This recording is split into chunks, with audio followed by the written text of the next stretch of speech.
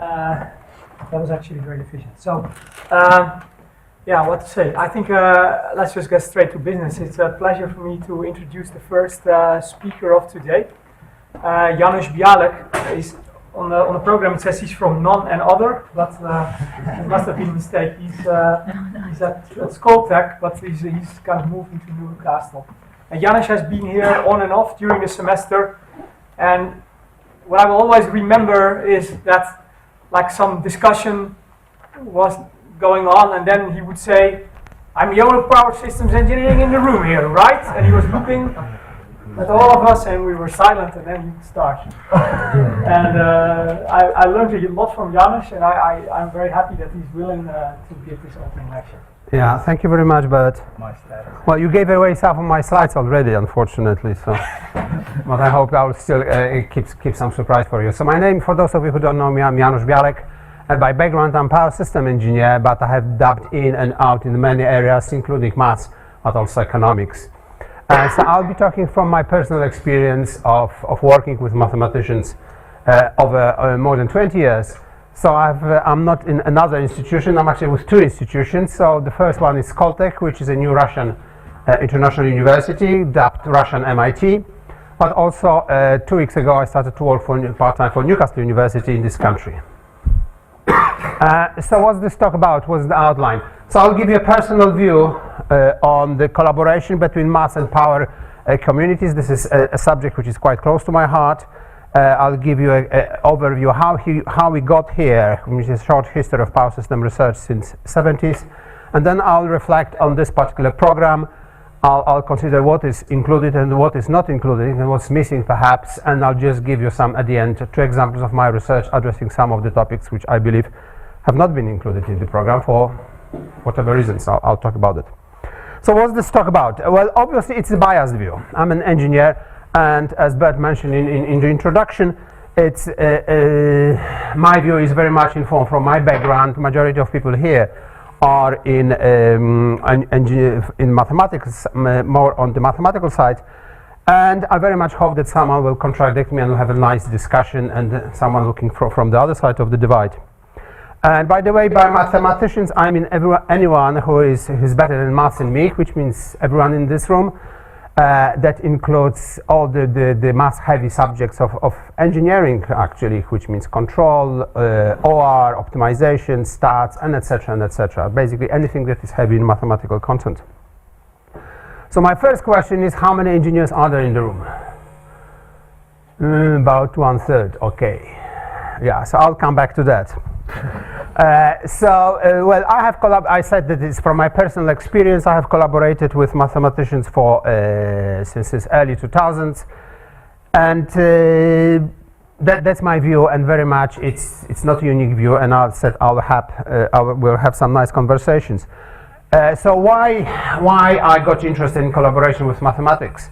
Because I don't think that power systems, spiral networks are unique. I very much believe that they are just a special case of a general case of complex graphs. They will have some specific characteristics, but all graphs have some specific characteristics, which means there is a lot of ideas out there which could be used to solve problems which you face in those networks.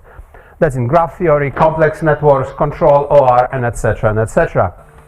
And I very strongly believe that I've been struggling to solve many problems in power systems, but I strongly believe there are some methods out there published in all those other more mathematical communities which have some elements of the solution of that. So it's the question reaching out there and to those people and trying to get them to solve those problems.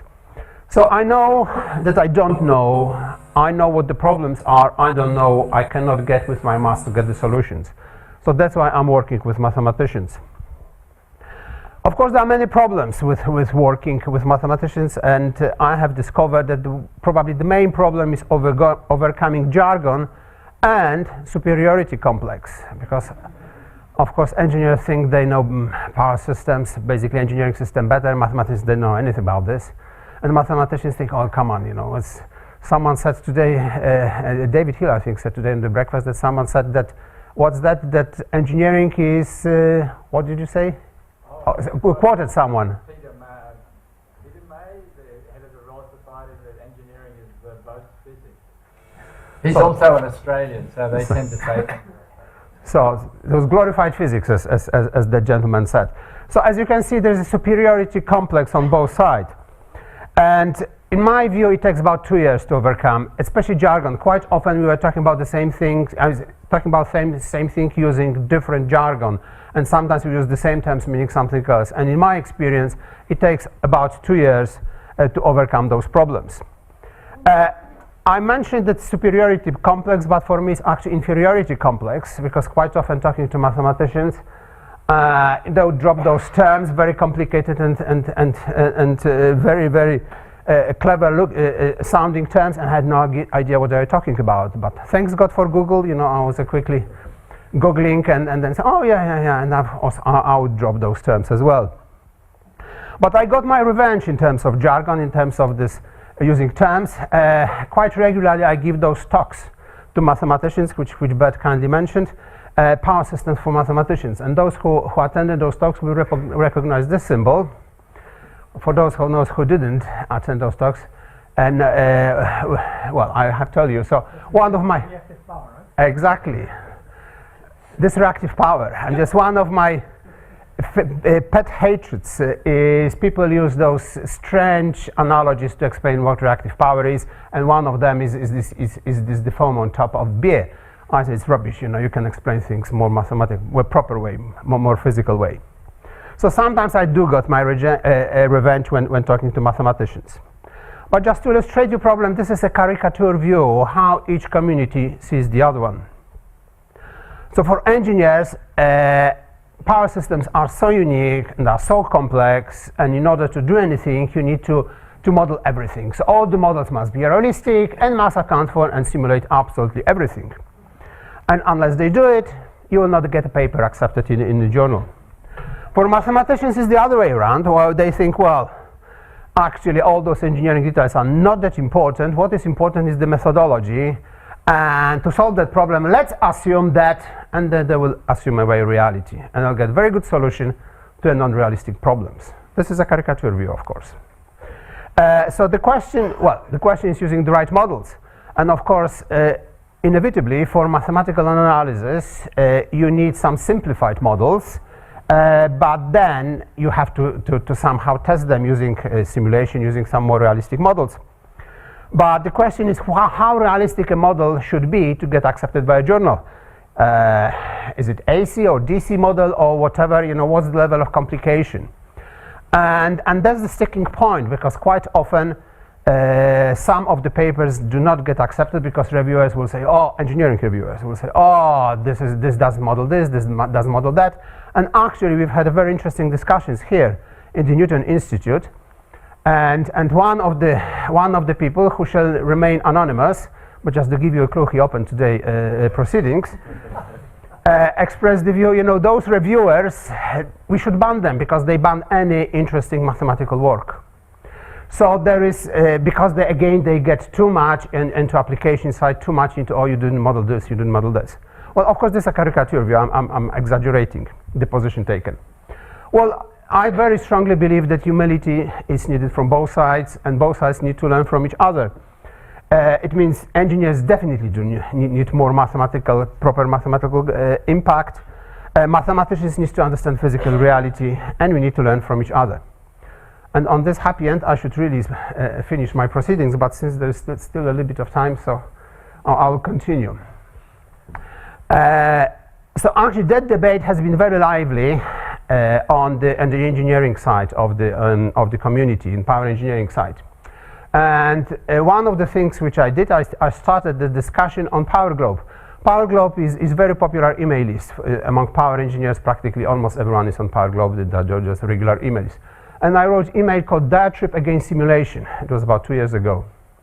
And my main thesis was that basically it's today's power system research relies too little on too much on simulation, too little on mathematical analysis, and basically the typical approach is, well, get a model of a power system in PSAT, one of the simulation programs, add, say, a wind farm if this is modeling of the of renewable energy, get a solution from the simulation program, But they basically you would get a point solution to that problem. You wouldn't get information about the structure of the problem, about what if analysis, if I change one variable, how it will affect the solution.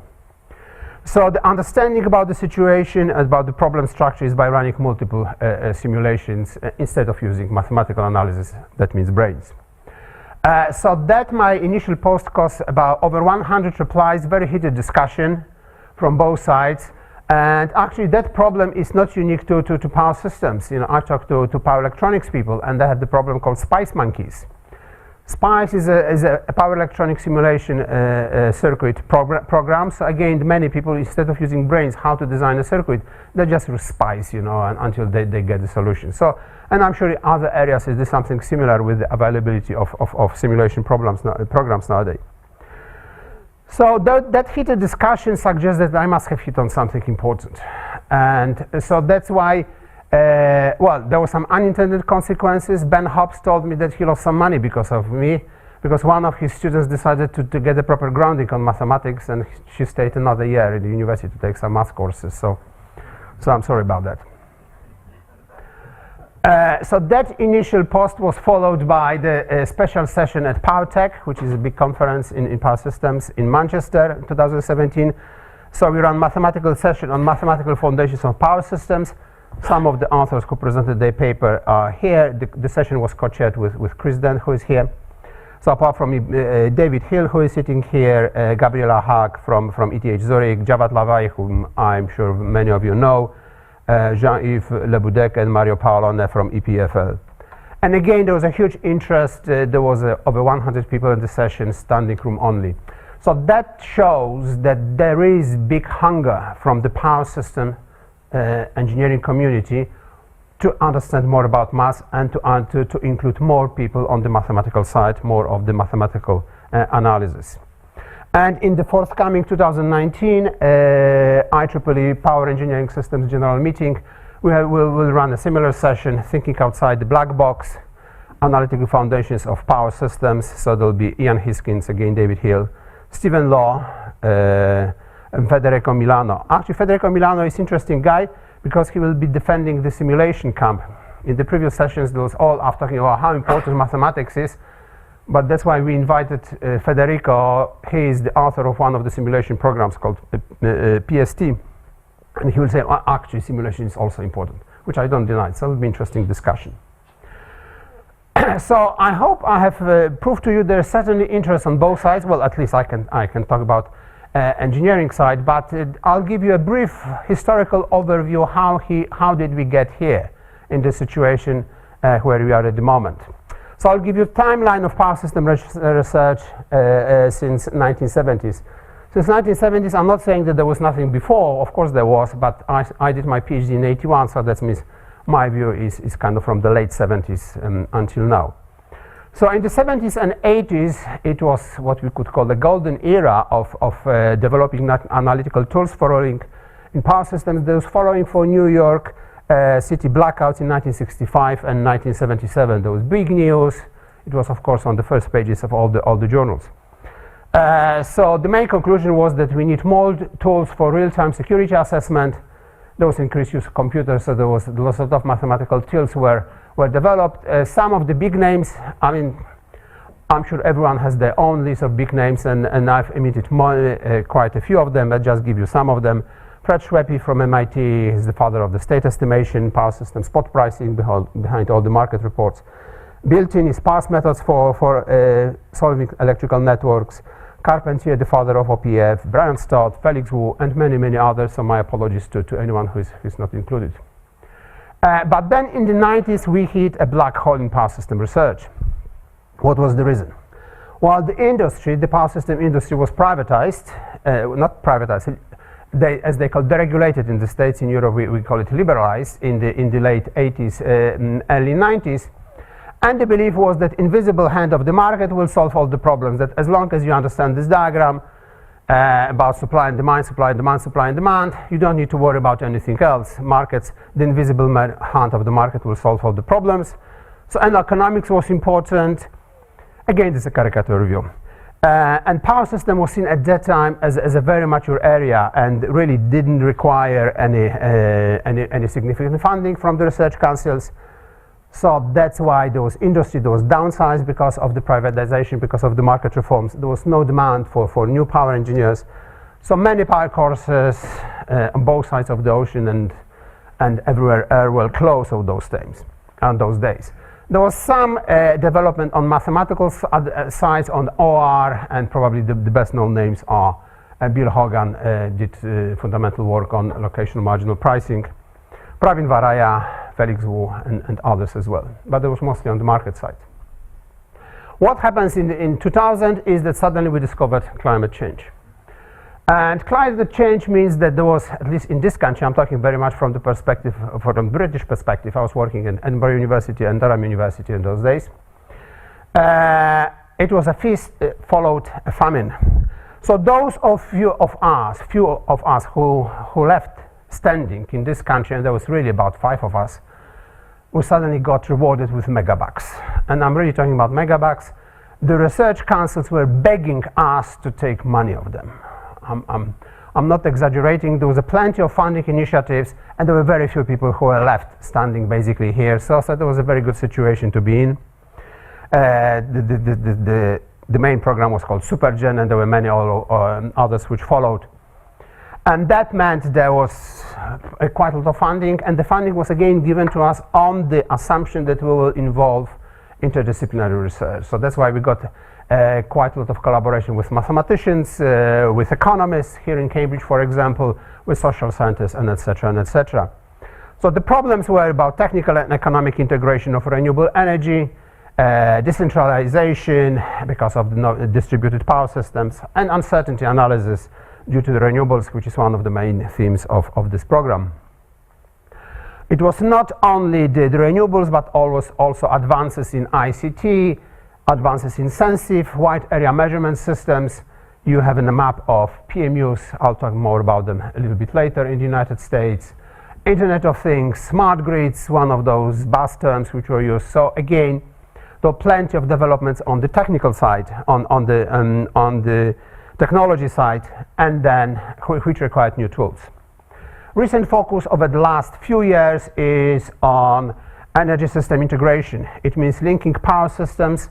So it's not power systems is important, but power system, of course, is intricately connected with other energy vectors, with gas, with heat, with cooling, but also we have interdependence with transportation network, with water, and etc. and etc. So that goes under the name of energy system integration. Again, a lot of funding follows, and I'm part in Newcastle of the national National Center for Energy System Integration, where we deal with all those things. So all those was very exciting, begging for new tools, and that's why this involvement of mathematical people on the mathematical side into the power system, they got attracted because you guys could see some very interesting applications to the problems. So there is revival of engagement, and this program is one of those results of that. There was another program which Stan helped to set up, which was about 5 years ago, I think. There was something similar here in Newton Institute, organized. Various weeks. Sorry? Various weeks here. Various weeks here and there, that's right. So coming what's that, so that was a very short overview what's happened over the last 30 years or so. So let me tell you a few reflections about this program in this institute. And of course, the first thing to say is it's excellent. I mean, and it's not just my courtesy towards the organizers, but it's been very enjoyable experience. I've spent about 2 months over here on and off, and it's very stimulating. And as the introducing lady said, you could see the buzz in the air, and the communication of the communities it was very good. However, when I said to one of my friends, okay, you are mathematicians, why are you not coming? And he said, well, it's all about maths. So when talking about, sorry, it's too much economics, not enough about maths. So I said, oh, is that true? So I look at the program, and you can see highlighted tracks which involve markets. So there are 4 of them out of 9. So that means nearly 50%. So I don't think it's entirely fair comment. And also I have to emphasize that I have nothing against economics, and some of my best friends are economists, and some of them are sitting in this room over here. I don't think, but we have to be careful about perception. So there is a perception from some of the mathematics community, oh, it's too much. It's all about either markets, all renewable statistics. There is not anything else about it, which I don't believe it's entirely true, but I'll talk about it later. So as I said, the remaining tracks about effects of uncertainty of renewables. That means everything about stochastic analysis, about uncertainty, and etc. and etc. So my question to you is, okay, is this all that's needed from maths, from engaging of mathematical community? Is it only the economic analysis on the mathematical side and the effects of the renewables? So the question is, what's missing in any program? And now, why did I ask the first question, how many engineers are in the room? Is just question, well, maybe there's needed more engineers. Of course, you would expect me to say that, wouldn't you? But actually, in some of the research, so here in the room, I think about 1/3 of people are engineers, which is very good. But some of the tracks I participated in, I was the only engineer, and I was basically wheeled in whenever people needed to know anything about power systems, they would approach me. So I think it's very much the case that we need more collaboration, both sides talking to each other. We don't remain in our silos. That's obvious. But what I also strongly need, but I believe we need more of, is engagement of social science. We need to understand what people need. We don't understand people, and I often say that we are ignorant and arrogant about consumers. We are ignorant because we think that we know what the consumers need, and we are ignorant because we don't know what consumers need, but we are arrogant because we think they do. And the typical problem is how to model consumers.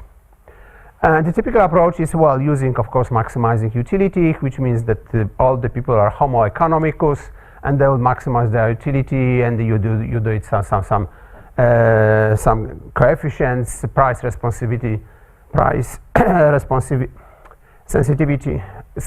to prices, and etc. and etc. And that's not the least. There's a lot of discussion going on about whether this economic rationality assumption is good enough.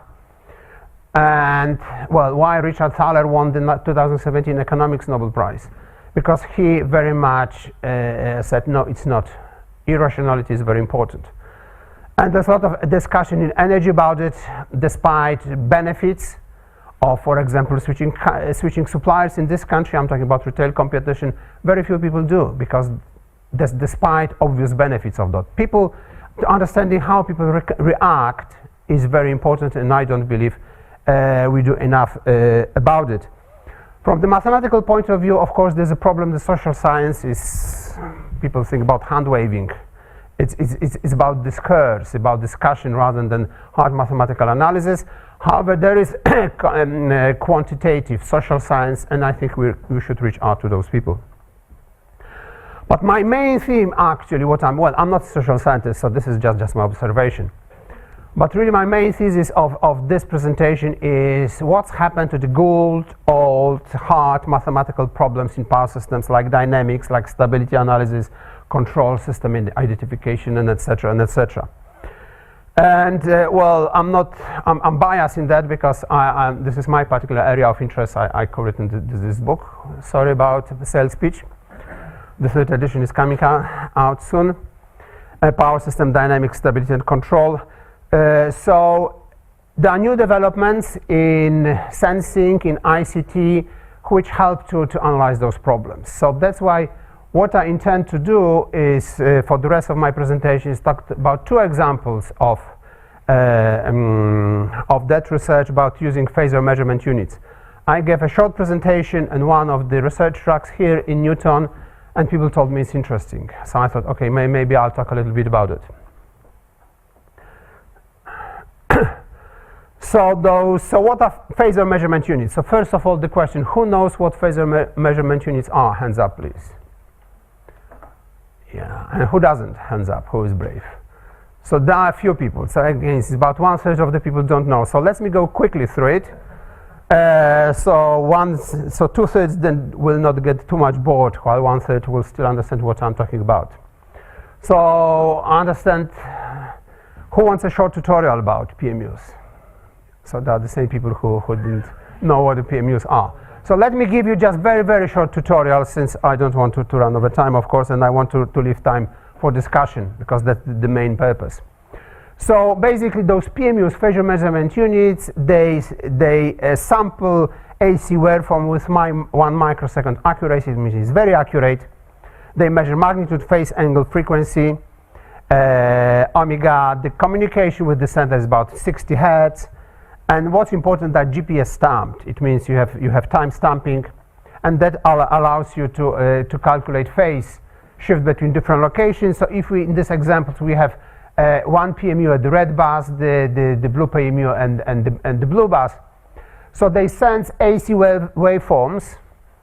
Normal ammeters and voltmeters just sense the magnitude. They measure magnitude. These guys show the AC waveforms. And what is important, because they're GPS stamped, they can measure the phase shift between those two waveforms, which is shown over here, which is very important. Well, if you look at the full AC waveform, of course it may look something like that. It doesn't have to be nice, and usually it isn't such a nice AC. It will be some distortions, which means you can actually use them to analyze dynamics.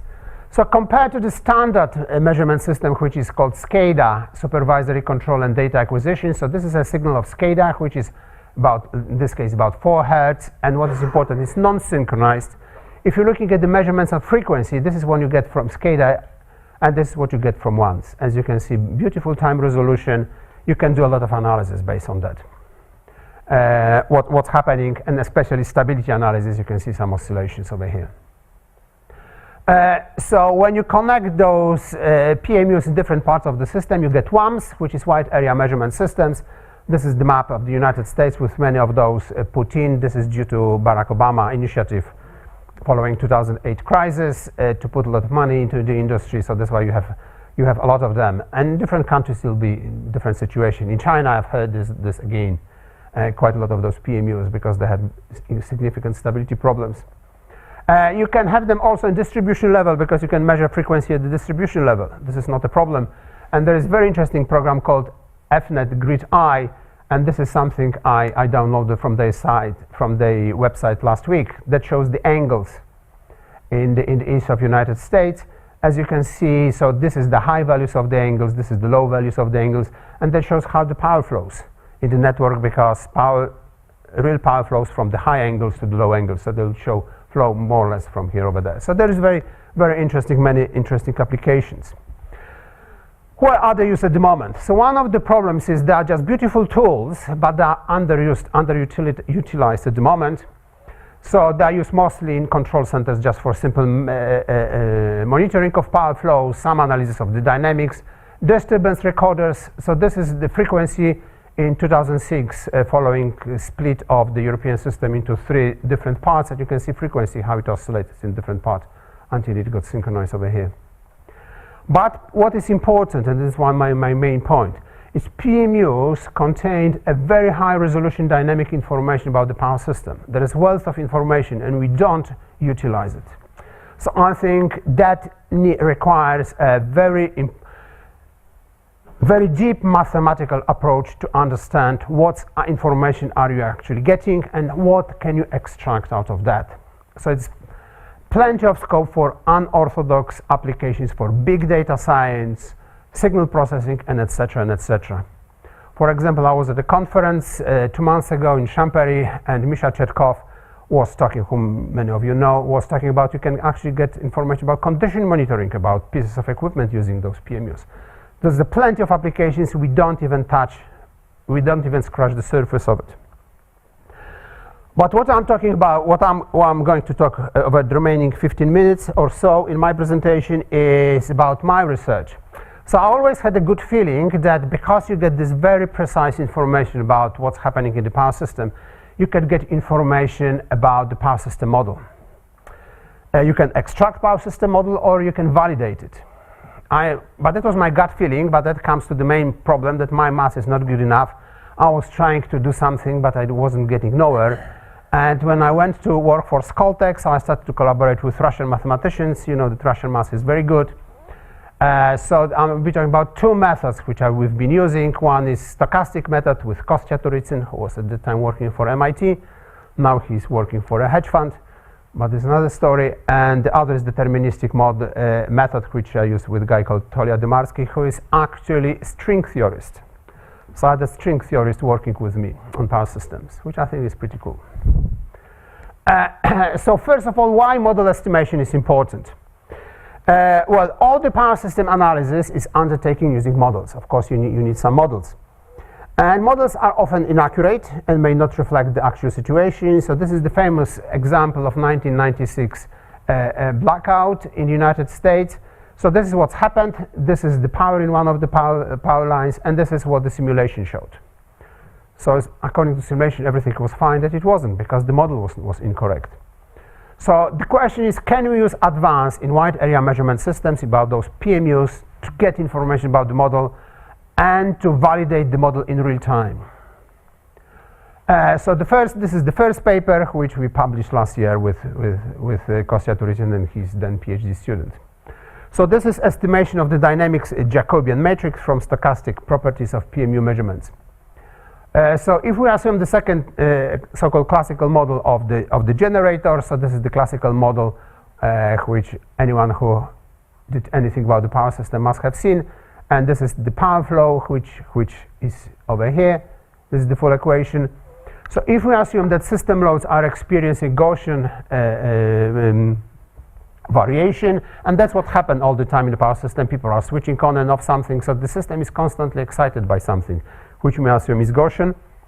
And that variation around the base case loading can reveal itself in the diagonal elements of the reduced admittance matrix. Why?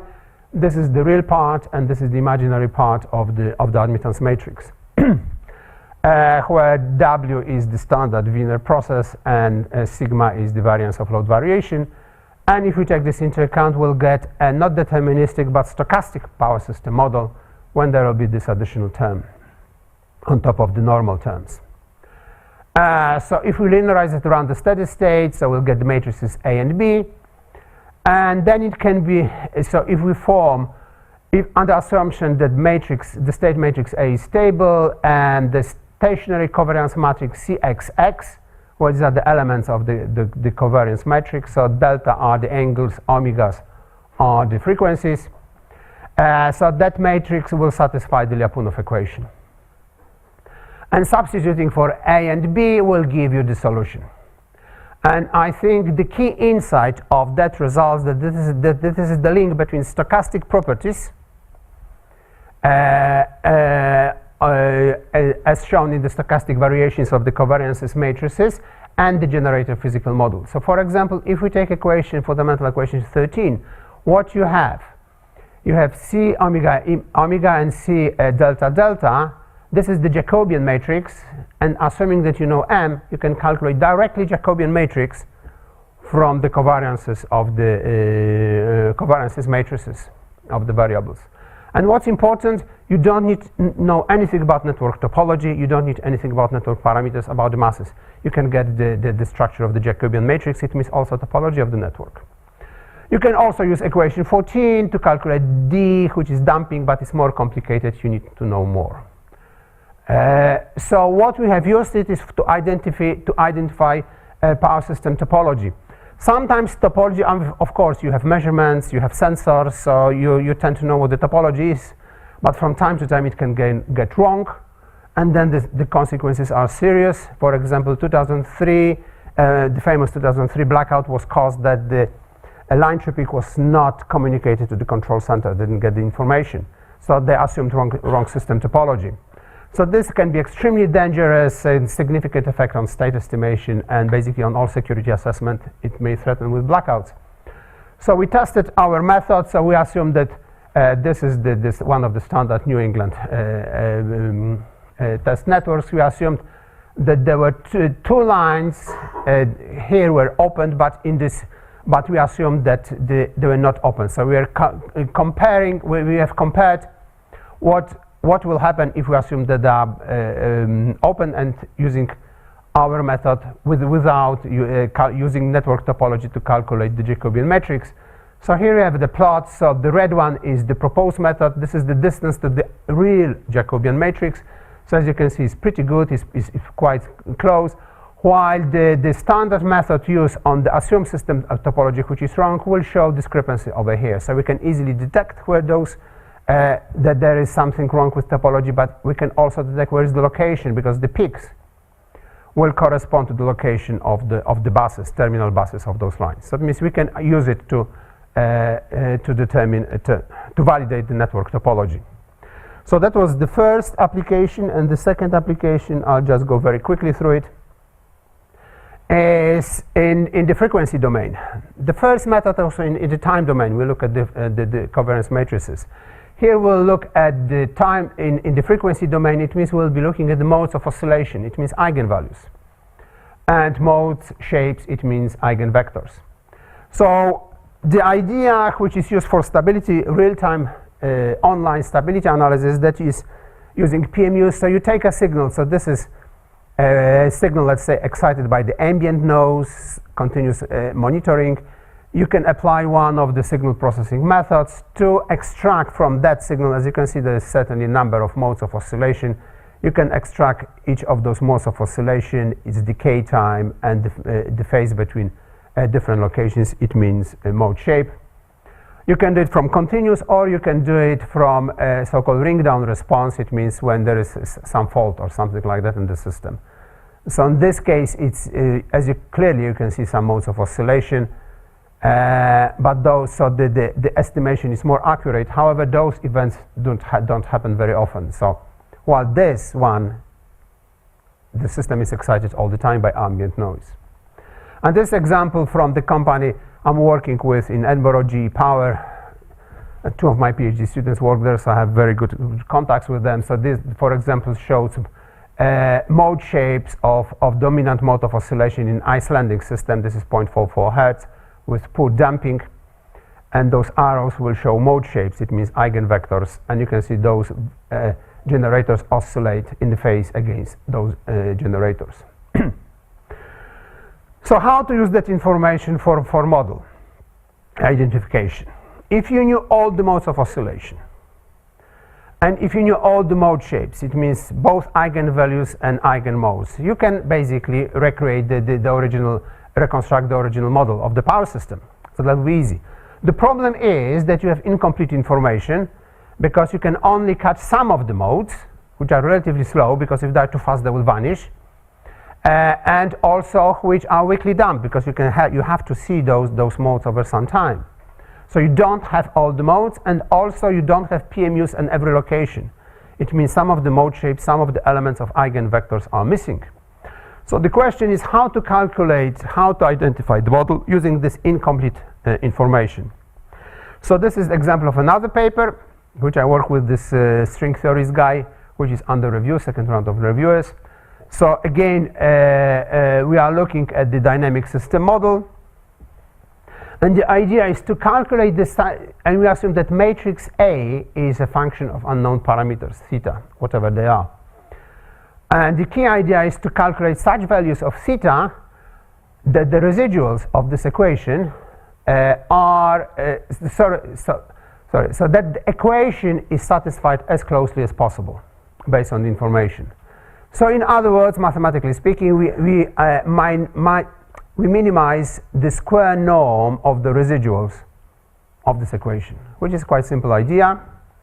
And I'll show you this, the final thing, as the results of the estimation of inertia M and the damping.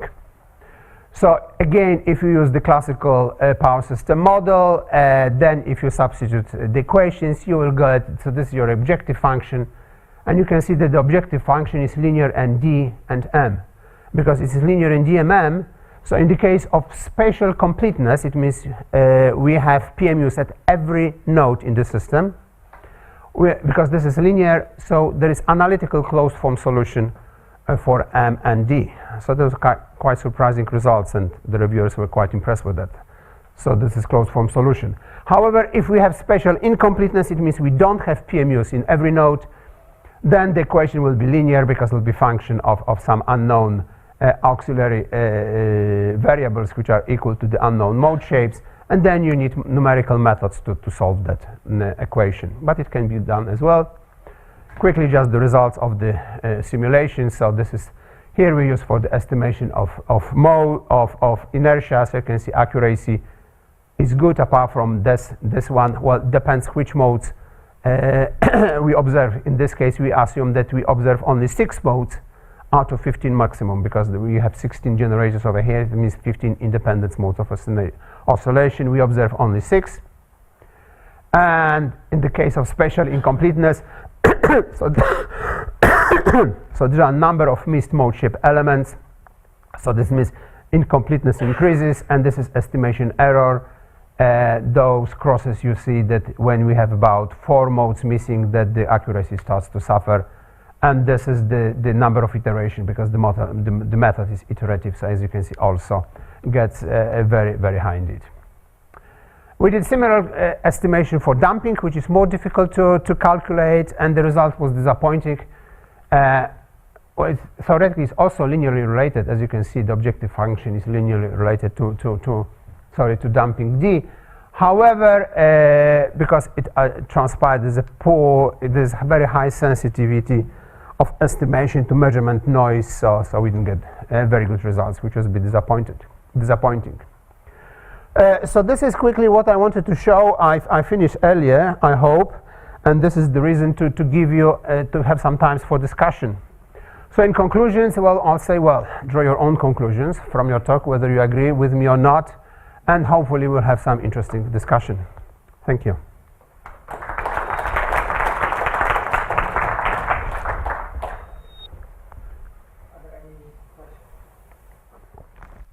You draw a distinction between mathematical or analytic methods and simulation. And I would argue that you're leaving out a major area there in the middle, which I call computation. I think that the whole power system field has been very weak. You know, we developed tools and analysis methods that are basically rely on 10-year-old computational hardware. It's not surprising that there is none of the system ISOs have a supercomputer on premises to actually use. You know, when you have a system that clears $19 billion a year of energy, you would think that you can justify, you know, a supercomputer with 10,000 cores. But the tools that the power system field have developed have not focused on parallelization, on tightening of formulation that are requiring very intense computational capability. And that's different than simulation. We're now kind of getting, for example, into the area, some of my work with my students focusing on placing of black start and restoration strategies, which is very computationally intense. Nobody has been optimizing that. But if you start to use parallelization and you actually formulate the problem with that in mind, you solve problems that have not been solved before. A lot of the PMUs, for example, are prime area for introducing machine learning techniques that can actually translate a lot of this mass data into decisions. But again, there is very little, if you look at the IEEE transaction, there is very little computational work being done, people talking about tightening of formulation and so on. So I would argue that computation and trying to update the field so that it starts to look at, you know, in 10 years from now, we'll probably have 1,000 core on your laptop. And if you compare the evolution of hardware, and we are not ready for that. We don't have much analysis that tries to take advantage of this power that we are now having. Yes, this is of course a very good point, but well, partially agree with you, but let me present the counter argument to that. About 25 years ago, I got interested in the real-time simulation. So to do faster than real-time simulations, and I did it using parallel computers. There was at that time very well funded so-called transputer initiative here in this country. Some people may remember that. Basically, it's all about parallel computing, which means things you're talking about. And I went to the National Grid, and they said, why should we bother? In 3 years, so if we implement all your techniques on the parallel computers, which we buy especially for that application, in 3 years' time they will be obsolete because there will come a new generation of computers which have similar capabilities as those parallel computers. So there's no point for us investing that money. And that goes towards this issue of the markets. I mean, those companies are very much driven by the bottom line, and unless you can prove value for money for them, they will not invest it. The same with PMUs. I've talked, for example, to Patrick Pansiatisi, which again some of you know from RTE, from France. And France is quite well, they actually invest quite a lot of R&D, much more than in this country. But there are very few PMUs in the network because they say, the utility people say, well, we don't see what else can we do? What else can we extract out of them? So that comes back to the message which I said, there is far more. We are just scratching the surface with those PMUs. So unless you can prove to the utilities that things that you are talking about bring in millions, they will not invest in the... It has been proved, you know, I mean, when they started, you know, the ISO was 20 years ago, everybody was using Lagrangian relaxation for unit commitment. And it took Bixby and the people from iLog to come and demonstrate how much value you can get by using mixed integer programming formulation, and the fact that once you do that, now you can formulate forbidden zones of generators, you can introduce all kind, you know, variable dynamic ratings. So there is a lot of money. I mean, I have slides that shows millions of dollars saving from just tightening the duality gap. I don't deny. Just go and show the system operators, and you will see, you know, what they say. I mean, I don't disagree with you. I'm just saying we need to prove it to them, which is very much the problem. Yeah. Maria, just to follow up on what Shmuel is saying, actually, Shmuel, I think there is a sort of double standard here, because first there was a lot of money in the U.S. under Obama's administration to do sort of brute force computations on centralized stuff. Now I think the major question I think on the table is how much computation is being done by the distributed entities, which complexities get embedded into bidding, and what should be done at the centralized level. So like in New York, they have now initiative on, I mean, utilities are being ordered, Janusz, to integrate in their scheduling 100 batteries in addition to large generators, right? This is a new problem, and it's not necessarily true any longer, despite what was pursued for the last 2 decades in our research at US, that everything has to be done centralized. You know, startup costs, shutdown costs, that all should be done by one single computer. A lot of stuff in markets is where you actually internalize all those uncertainties and temporal interdependencies. I was the one who was advocating that with diamonds, and I'll talk about that tomorrow. I think that time probably has come now. Utility cannot do everything. So it's this interactive thing that we have to show that actually converges. It's sort of indirect integration through a multi-layered computing. I think that's where it's going, rather than brute forcing again, parallelization, another 10 years of trying to parallelize unit commitment, which utilities are not going to do.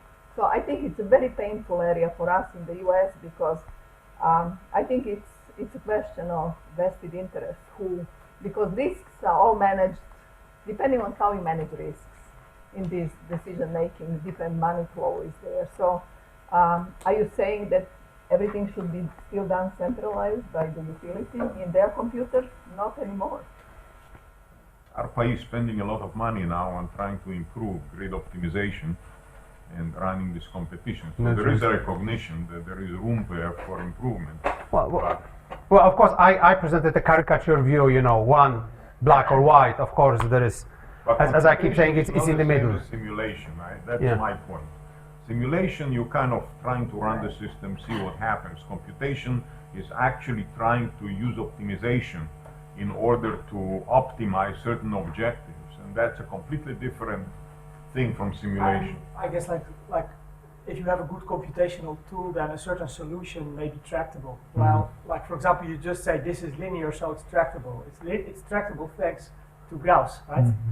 And like there are also some other things that are like tractable. Now, like if it's convex, it's tractable. Like that's thanks to people in But just optimization. not to lose that point, I think the question about centralized versus distributed interactive computing has to be on the table. And there are million open questions on if you do it interactively, bidders do something, and depending on what software you use at the utility level, you'll get very different answers. It's again computational related, but it's no longer just one single flat computation that we've been pushing forever and put a lot of money into it. It doesn't lend to anything because utility doesn't have all the data and everything has to be distributed. And that's a completely different math challenge, I would say, that would be nice to pay attention to, I think. Someone from the more mathematical side want to chip in, yeah? Yeah, yes, please. Oh, Sorry, so it's your prerogative. That's okay. in the context of your work on estimation, model estimation, you showed this example of a disturbance from 1996 where the model predicted something completely wrong and the data showed something else. So in your formulation, you were looking at sort of a fixed model and trying to estimate parameters in the model, right? There are some uncertain parameters associated with the model. But I would guess the more common situation is that there's unmodeled dynamics. So can you comment on that? Yeah, well, that's 1996 estimation problem. I think was due to improper modeling of the demand. So, which is again, topic which has been forever. How to model loads because they keep changing all the time. That there is no stationary model. In the question of dynamics, which are not reflected, again, this eigenvalue analysis, the model analysis, frequency-based analysis of PMUs provides information about it. And this company I'm working with, GE Power from Edinburgh, they used to call Symmetrics. There's a lot of work they are spending and looking at the actual PMU observations and finding the modes of oscillations which are completely unmodeled. So it's not the question that, okay, the standard modes which we know about, but there is something appears which some strange frequency, no one knows where it's coming from. So there is a lot of work and there's been a number of papers about modeling things which basically unknown unknowns. There is something out there, we haven't got a clue what it is, but we see it coming. And that's the beauty of PMUs that I keep repeating is there is a wealth of information, it is not model based. This is the picture of the power system, very detailed picture of the power system. Get as much information out of it as you possibly can, including things far beyond the second order model which I have shown over here. But this is very much very active area. Other questions? So I want to come back a little bit to this discussion of simulations. So an anecdote from the past, 3 months or whatever, sitting in a room or exchange on email, and it was this question of will the reviewers from the engineering community kill the idea, kill the paper. And one of the, so that we had that, and we had this anecdote attributed actually to you, but I'm not sure if it was actually. It was anonymous. Someone in the email trail. Well, I caricatured it. So you've got kind of purist engineers, right? And then you have, I think, reasonably, you have the purist mathematicians. And maybe the first overlap you identified is, can we learn from each other? So that's well and good. And then we have two more elements, because I'm slightly more interested in what defines an application. Okay, and I think that comes closest to what was said here, but it's not unrelated actually to what Shmuel said. So as a mathematician who's now a kitchen economist, if I can put it that way. So when I was sitting in a maths department, I would go to my engineering friends to say, find me something interesting that I can help in, because I'm not sure anything that I can dream up is going to solve a real problem. And then I discovered they were still several steps away from the real application. So these days I'm trying to spend more time meeting people who have the issue, so that would be go into the control room, find a system operator or whatever, or find someone who does that. So that's really my question to the room. can a mathematician or an engineer on their own really do this? And I'm sort of suggesting not. I think we need, just call them the owner of the application, which may not be the engineer actually. The engineer may be also just a third-party input. So I'd be interested in that view. So if you want to do something real, sooner or later you're going to have to get out of your chair and go meet the people who you think are going to consume it. Otherwise, you end up drifting, and the drift is always much, much bigger. So I'd just be interested to hear comments on that. Because mathematicians don't appreciate how much trouble it takes to discover what the real issue is. That's me. Well, no, this is very much part of what I was talking about. It takes a long time, and both sides talking to each other. And I didn't mention the industries. I was talking about academia, but of course, everything is much more complicated when you look at the actual applications in the field, just to take industry into account. Actually, sorry, Maria, maybe David will say first, because you said it before, yeah. Sorry. Oh, just a brief comment. I'll talk more about this on Thursday, but I started my career as a stability theorist who knew nothing about power systems, and maybe I'm still learning about the latter, but in every occasion I've had, and I'm a sort of theoretical engineer, so it would apply even more to a mathematician. On every issue that I've had to solve a problem, the very first thing I had to deal with was to get a new model, even a simple model. To get the right simple model as a theoretician, not the model that an engineer will give you with all the bells and whistles, but just the right simple model. The example being the voltage stability work, where I was involved in modeling the collapse of the Swedish grid. The person who helped me most didn't even understand what a first order differential equation was, but he really did know how power systems work. So as soon as I talked to him, I just went away and it was like one day's mathematics to fix the problem. But to get the right simple model is a critical step if you're going to do theory. Mm-hmm. No? So, no, Maria. I just wanted to resonate with this ownership of the application. I've been spending a lot of time with industry and trying to convince them to. So it's almost like I think that the question on the table is there is no single one, right? So there are bidders who need their own software. There is market clearing operators and so forth. So I don't know much. I'll put it as an open question tomorrow in my talk, but I think what would be nice to know as you have these interactive tools for different decision makers, when is that you begin to converge, under which conditions, how do you manage the risk in the interactive way?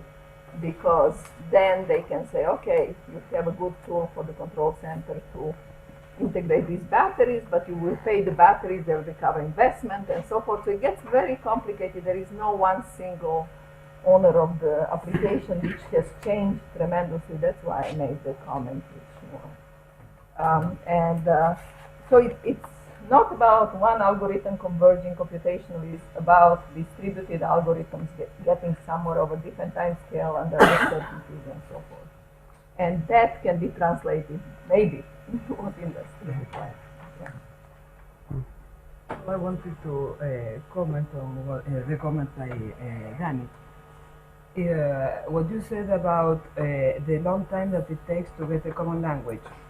It's 2 years, yeah, probably. It's, yeah. And so this is what is the most important. Somehow you have to capitalize in a long-term collaboration so that this becomes on a scale, serious scale, and then you build on that. My experience is that things work to be taken into the real use of all those studies.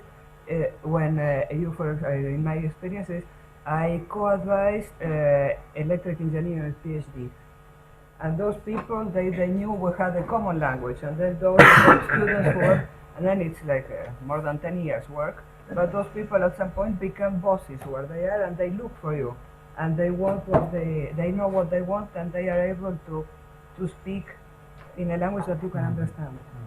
But it's a long term skill, and co-advising is good. Co-advising. Not in mathematics. In, Yes. In another discipline. Yeah. Questions? There are, I mean, the technology obviously pushes us in the direction that Maria has pointed in terms of decentralization and spreading the decision and all that.